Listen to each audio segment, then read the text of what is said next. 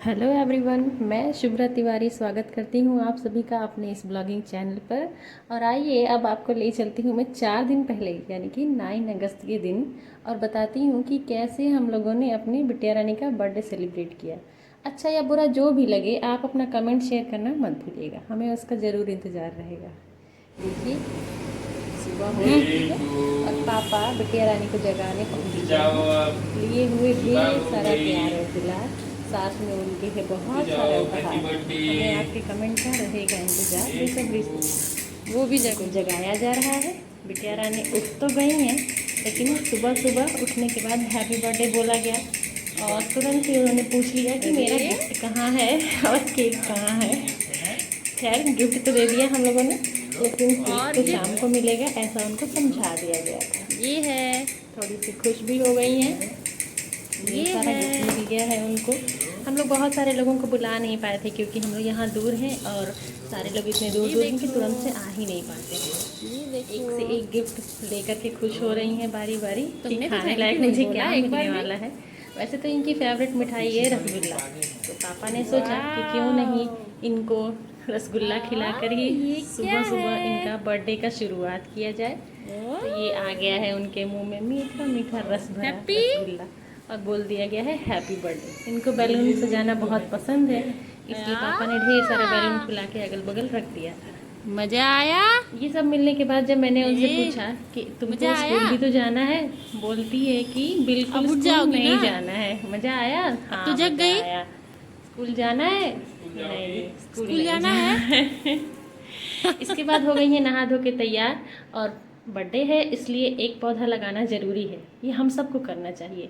इसलिए क्यों ना इसकी शुरुआत अपने अगले पीढ़ी को भी करने दिया जाए। इसलिए इनके बर्थडे के दिन पापा और बेटू ने मिल कर के लगा लिया है 2-3 सब प्लांट, जो कि मैं एक दिन पहले ही जाके नर्सरी से ले आई थी। और इसी बहाने थोड़ा सा नेचर का भी ख्याल रख लेंगे हम लोग और अपने इन्वायरमेंट का भी। खुशी खुशी उन्होंने लगा लिया क्योंकि इनको ये काम बहुत पसंद है। रोज़ गमले में पानी तो यही डालती हैं। यहाँ पे इनको लग रहा था कि मिट्टी छूने से कहीं हाथ गंदे ना हो जाए। फिर उसके बाद हम लोग घर से निकल पड़े हैं। पता चला कि एक दूर जगह है जहाँ पे लगभग 50 किलोमीटर दूर है यहाँ से, और हम लोग बाइक से वहाँ पे गए थे। चारों लोग बाइक पे। सोच रहे होंगे आप कि कितना दूर चले गए थे हम लोग। और यहाँ पे सुना था कि झरना है और माता रानी का है, तो हम लोग दर्शन करने आ गए थे। बड़ा ही मज़ेदार वाटरफॉल था यहाँ पे, बहुत ही सुंदर प्रकृति का दृश्य देखने ही बनता था। एक था झूलता हुआ पुल जिस पे कि पापा बेटी तो चले जा रहे थे, मुझे तो थोड़ा डर लग रहा था। और ये एकदम से ऊंचाई पे हम लोग आ गए हैं जहाँ से मतलब बहुत खड़ी सीढ़ी थी और ऊपर माता रानी का बना हुआ था। उस पर मैं अपने गोदी में लेके छोटे बच्चे को गई और फिर बड़ा डर भी लग रहा था। फिर हाथ पकड़ के मैं उतरी और बहुत ज़्यादा फ़ोटो तो नहीं खींच पाए हम लोग, लेकिन प्राकृतिक नज़ारा इतना सुंदर था कि बिना थोड़ा सा फ़ोटो कैप्चर किए रह भी नहीं सकते थे। फिर वहाँ से उतर के आने में जो झरना बह रहा था उसका नीचे जो पानी था उसमें पापा और बेटू ने खूब मस्ती किया। बेटू को पानी में खेलना बहुत ज़्यादा पसंद है, और ऐसे मिल जाए जहाँ की मम्मी पापा भी राज़ी हों तो कहना ही क्या है। फिर चल पड़ी रास्ते में और जितने फूल दिख रहे थे सबको तोड़ते तोड़ते इकट्ठा करती हुई चली जा रही थी। पैर थक रहे थे लेकिन फिर भी नाम नहीं था रुकने का।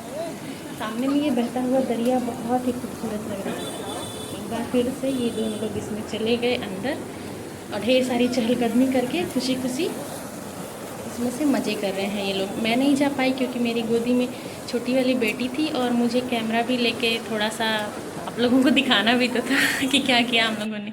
उसके बाद वहाँ पे घोड़ा मिल गया और इनको हॉर्स राइडिंग करने का मन आ गया। थोड़ा सा इन्होंने ये भी कर लिया। शुरू में तो डर रही थी लेकिन बाद में इसने खूब मस्ती कर लिया था। उसका थोड़ा सा छोटा सा मैं दिखा रही हूँ आपको। देखिए, खुशी खुशी उस पर ये टहल रही हैं। ये जब हो गया था थोड़ा सा, फिर फ़ोटो वोटो भी हम लोगों ने क्लिक कर लिया था कि हाँ। लेकिन यहाँ बहुत सारे बंदर थे और डर भी लग रहा था। वो प्रसाद लेके भाग रहे थे। छोटी बिटिया रानी तब तक रोना शुरू हो गई थी क्योंकि उनको लग गई थी भूख। तो उसके लिए हम लोगों को कोई ठीक ठाक जगह ही नहीं मिल पा रही थी क्योंकि बंदरों का डर तो बहुत ज़्यादा था। फिर हम लोगों ने थोड़ा सा फ़ोटो वोटो क्लिक किया और फिर वापस भी तो आना था। घर आने के बाद तो जो हालत थी कि बाप रे बाप, बहुत ही ज़्यादा थक गए थे हम लोग। मन तो नहीं कर रहा था कि किसी पार्टी में जाएं, लेकिन इतना देर हो गया था कि रात को बिल्कुल 8 बज गए थे। हम लोगों ने सोचा कि दोनों सो जाती हैं इसी बहाने दूध दूध पी के, लेकिन उसको तो बिल्कुल भूल ही नहीं रहा था, कह रही थी केक कब काटोगे, केक कब काटोगे। तो फिर उसके बाद पापा ले गए रेस्टोरेंट। वहाँ पे ज़्यादा लोगों को हम लोगों ने नहीं बुलाया था क्योंकि देर रात हो गई थी, बच्चे नहीं आ पाए थे। तो सिर्फ श्री और हम लोग गए थे। वहाँ पे इन लोगों ने मस्ती किया थोड़ा बहुत इधर उधर। उसके बाद केक आ गया, लेट हो गया था तो केक आने में थोड़ा टाइम लग रहा था। इनको वाइट पसंद आया था इसलिए इन्होंने वाइट ले लिया, श्री को पसंद था यही। फिर श्री ने केक कट कर लिया और मैं तो बस फ़ोटो ही खींचने में लगी हुई थी, मैं ज़्यादा कुछ कर नहीं पा रही थी। हालांकि ये बार बार कह भी रहे थे कि तुम भी आ जाओ सामने, लेकिन नहीं हो पा रहा था, छोटी वाली मेरी गोदी में सो गई थी। यहाँ केक कटिंग किया, श्री को पापा ने खिलाया, फिर थोड़ा सा उनकी मम्मा ने भी खिला लिया। तो इस तरह से हम लोगों ने थोड़ा बहुत इन्जॉय कर लिया और बच्चे को घुमा भी लिया। स्कूल तो नहीं जा पाई थी खैर, लेकिन पूरी पार्टी इनकी इसी तरह से हम ही लोगों के बीच में हो गई।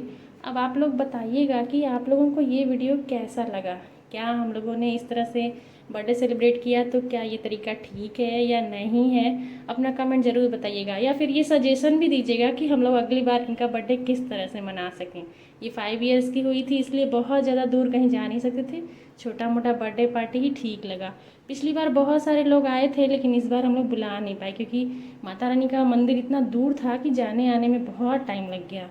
ये दोनों लोगों ने घर पे आके थोड़ी सी मस्ती की, फ़ोटो क्लिक किया, उसके बाद से हम लोग फिर सो गए और बहुत थके थे इसलिए वीडियो बनाने में काफ़ी टाइम लग गया।